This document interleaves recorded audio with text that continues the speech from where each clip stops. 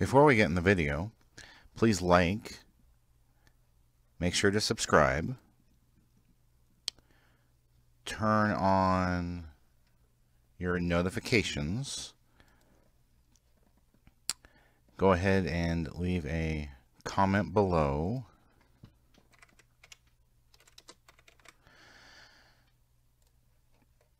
and click on the How You Can Help, which brings up the Family Friendly Game website and gives you lots of ideas how you can help us. Thank you. Hey everybody, Paul Berry, Family Friendly Gaming, and I'm doing FFG Politics on hashtag notmypresident.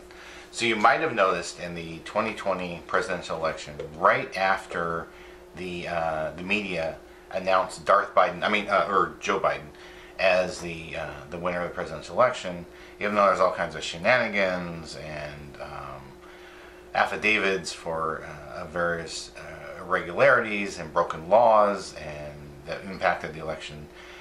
Fake votes, Dominion voting machines, hacking, there's been all this stuff going on.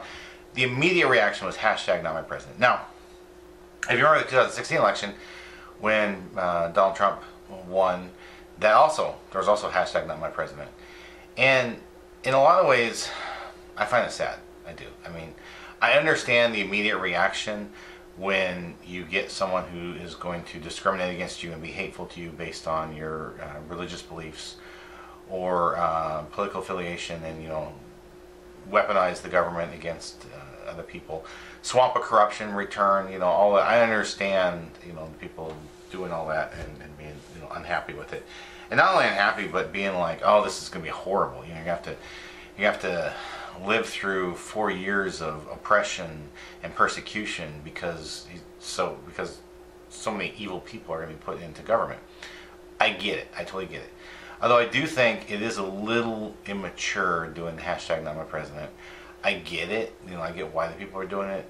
But at the same time, it's like, this is what the political left did when President Trump was elected. So now if the right does it, and in some ways you might go, well, the political left opened Pandora's box, and now they've put a new potential policy that everyone can follow.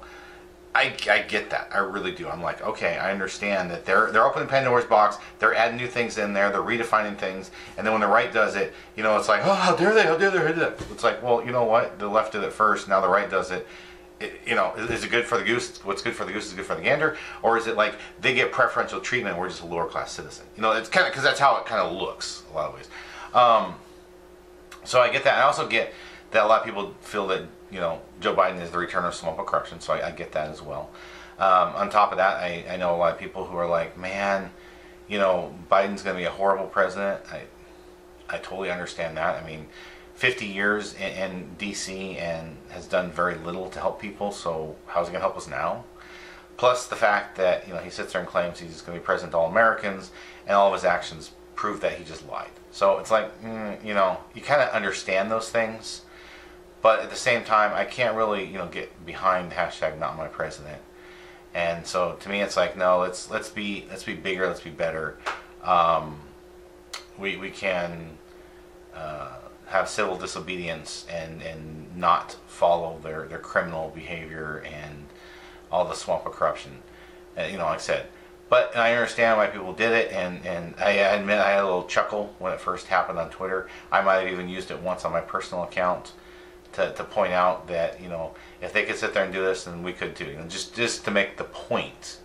Even though as I thought about it, it's like, no, I don't really agree with it, even though there's a lot of people who feel Joe Biden is an illegitimate president. He wasn't actually elected. It was thanks to a bunch of voter fraud that got him in there in specific states and specific counties.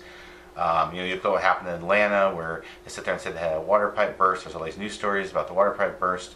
They ushered out all of the watchers and all the media, and then after they all left, then they pull all these boxes of ballots out from under tables. That's not where they keep the ballots normally, so they had these boxes of ballots hidden under tables, and they processed enough where it was actually enough to sway the outcome of the election. So you gotta go, whoa, what's going on here? There's enough questions where I think at the end of the day, we probably will never know, but you're never going to convince half of America that the election wasn't stolen.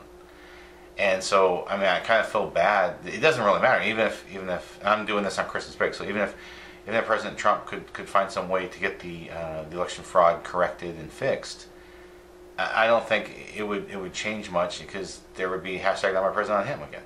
You know, so it's like neither one is going to sit there and go in there with a mandate. Neither one is going to have half of America behind them. So we're kind of really split.